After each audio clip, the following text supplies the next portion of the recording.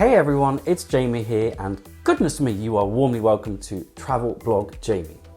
In today's episode, I want to focus on P&O Cruises' newest ships in the fleet, Iona and Arvia. Since cruising on both of these ships multiple times, I have been inundated, nay swamped, yes really, no exaggeration here, with questions about the main differences between two ships that, on the surface, look almost identical, not to mention which of the two I would recommend if I had to choose. You don't make it easy for me folks, do you? Before we embark on this sunny little journey together, please do give this video a cheeky little like, subscribe and turn on notifications for my bi-weekly travel and cruise vlogs. That means you get 2 a week, about 9 a month. That's 180 a year. That's awesome value really. Oh, and not forgetting my fortnightly Monday night lives, which are a whole lot of fun. Right, let's talk differences. Difference number 1, weight. And no, I am not being sizist, and no offense intended to any larger vessel out there either. Both Iona and Arvia are excellence class cruise ships in service for P&O Cruises, a subsidiary of Carnival Corporation. Built by German shipbuilder Meyerwerft, Iona was delivered in October 2020 and Arvia delivered just over 2 years later on the 9th of December 2022. Both ships have 19 decks and a length of 1,130 feet. That's the equivalent of 194 of me lying horizontal. What a horrible thought. However, Arvia is the slightly heavier girl of the two with a gross tonnage of 184,700 as opposed to Iona's 184,089. I mean, I myself can fluctuate from week to week, so will not be unkind, thank you very much. Difference number 2, let's talk dining options. There are more differences here than you might imagine. Let's start with main dining rooms. On Iona there are 4 Freedom dining rooms named Aqua, Coral, Opal and Pearl. All serve the same menus throughout the day, be it breakfast, lunch or dinner, and these meals are included in your cruise fare. On Arvia there are just 2 of this nature named Meridian and Zenith. The Opal and Pearl restaurants on board Iona have been replaced on Arvia with the exclusive 6th Street American style diner and the Mediterranean inspired Olive Grove. These operate essentially as main dining rooms and are included in your cruise fare, but 6th Street Diner is open for brunch, lunch and dinner, with the menus changed at the start of our second week, whilst the Olive Grove is only open for dinner, again with a change of menu at the start of our second week. On Iona, the Olive Grove is not a main dining room and is open for lunch and dinner, with some surcharges applicable to certain dishes. The Olive Grove on Arvia is also much bigger in comparison, as you might expect of a main dining room, and some of the dishes are unique. But there's more. Let's talk the Keys, casual dining with 3 sections to grab breakfast, lunch and dinner, all included in your cruise fare. On both Iona and Arvia, the Keys has a massive success with hook, line and vinegar, serving traditional fish, chips, mushy peas and curry sauce, and Fusion serving a range of Asian dishes like katsu chicken and sweet and sour kwon. However, the 3rd section on Iona is the Boardwalk Diner, where you can try American classics like burgers and fried chicken, whereas on Arvia, this has been replaced by roast. You guessed it, expect roast dinners served in giant Yorkshire puddings and wraps. It makes sense because Arvia is home to 6th Street American Diner already. The differences do not end there, however, because Arvia has a further exclusive specialty dining venue called Green & Co, with its very good plant-based menu, plus Mitsuana, a sushi bar located inside the restaurant. You can find out all about our dining experiences by searching Travel Blog Jamie, P&O Arvia, Green & Co for a detailed look at the menu, prices and a review of the food. And don't worry, I've got you covered for all information about 6th Street Diner as well. Essentially, Arvia has even more dining options than Iona, which is saying something. Difference number 3. Whilst Iona has a good sized sports arena high up at the aft, Arvia takes adventure to another level with Altitude Skywalk, a rope course made of numerous differentiated climbing elements and even a walk the plank style challenge that I absolutely loved, costing £7.50 per adult and £2.50 per child. Plus, there's a mini golf course at no extra charge. Just rock up, get your balls and off you go. To make way for these attractions, the sports arena on Arvia is far smaller than the one on Iona.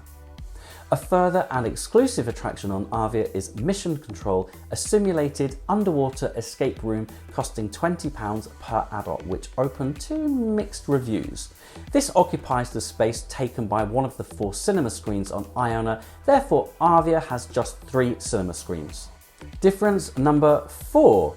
At the After of Iona, there's a small paddling pool with child-friendly whirlpool in the centre, an area I admit to not having seen used much on our previous cruises.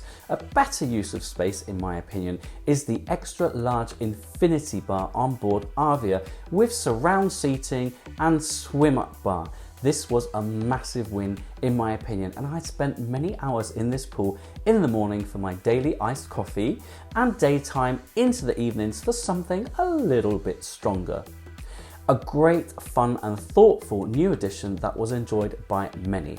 Difference number 5. Oh look, I have to go there. Shopping. Yep, I said it. Shopping. There's a wide range of shops on both Iona and Arvia with some notable differences on the ships. Namely, the Harbour Bookshop on Iona is a Swarovski jewellery shop on Arvia. I hope I said that correctly.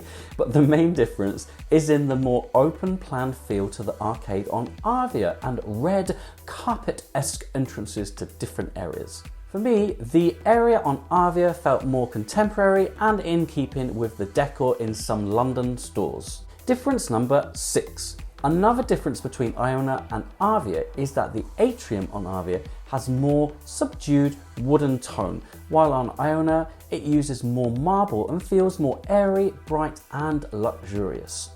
However, on Arvia, this space is used regularly for pop-up aerialist acts and popular silent discos. Whilst I prefer the look of the Atrium on Iona, there's no denying the space is used to better effect and as a centrepiece on Arvia, attracting hordes of passengers day and night. The underused and less visible aerialist track along just one length of the Atrium on Iona is no more on Arvia.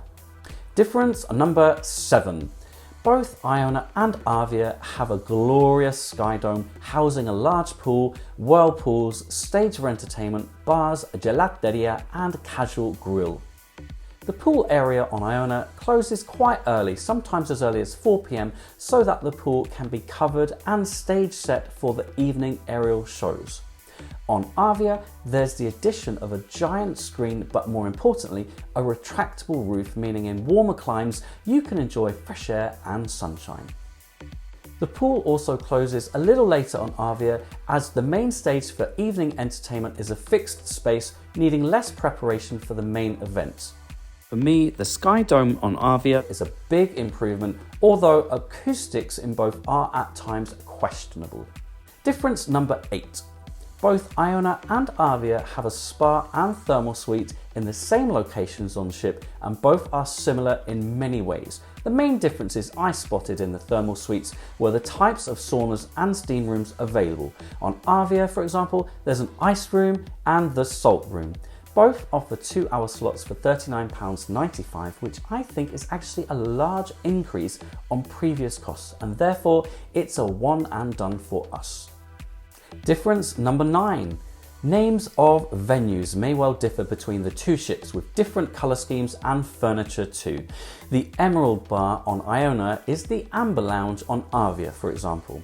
This essentially makes two almost identical ships seem unique, which is a great selling point, although it does confuse my tiny little brain, I'll be honest with you. Difference number 10. You may have heard that there is indeed an actual rum distillery on board Arvia, and you would be correct. P&O partnered with the award-winning Tidal Rum to create an island-inspired rum for Arvia's Caribbean escapades. Now then, I am not an expert or even a huge fan of rum, but I tried the Golden Tide rum on board and it was delicious. You can find the distillery next to Anderson's Bar.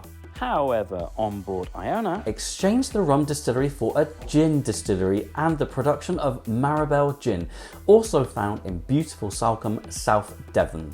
Now, I am less a fan of gin, I have to be honest with you, but I know some passengers rave about it. On both accounts, a great innovative touch, and you take home bottles of both Tidal Rum and Maribel gin from the onboard shops should you wish to pay the extra.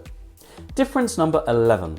Anderson's library on Iona has all but gone on Arvia. It's a mere strip of cabinets and books running parallel to the corridor adjacent to Anderson's. On Iona, the space is widely used by guests, but not necessarily to read.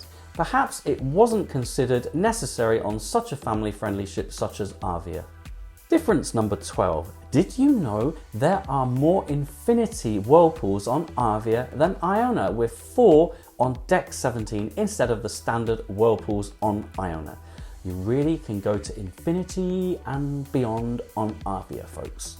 And finally, difference number 13. It may sound minor, but the sunset bar seating areas on Iona and Arvia are very different. On Iona, you have multiple circular open-air booths, whereas on Arvia, the seating area is more flexible and, in my humble opinion, more comfortable and higher end. Decide for yourselves. In summary, there are enough differences on both Iona and Arvia to make each ship feel different enough to want to sail on both. Whilst both are family ships, Arvia is certainly more family friendly with its wider range of main dining room options such as 6th Street Diner, the rope and golf courses plus the escape room. The Atrium on Arvia is designed for entertainment, and the large dome with retractable roof makes for an improved area to swim and relax. My personal favourite part of Arvia has to be the aft with the swim up bar. I used it every day without fail, even at breakfast time for my iced coffee that I am so addicted to, as you know. I do prefer Arvia for its facilities, no doubt about it, although Iona, I feel, has just that touch more elegance. If you have sailed on both ships, what do you think? I would love to hear from you, so drop those comments below. I'll be sailing on both Arvia and Iona again in the not too distant future and look forward to bringing you more insights about both ships. Thank you all for your continued support, and here are today's shout outs for my patrons. You can become a member by joining patreon.com/travelblogjamie. And don't forget to follow me on X, aka Twitter, Instagram, Threads, aka New Twitter, Patreon, and YouTube. Ooh.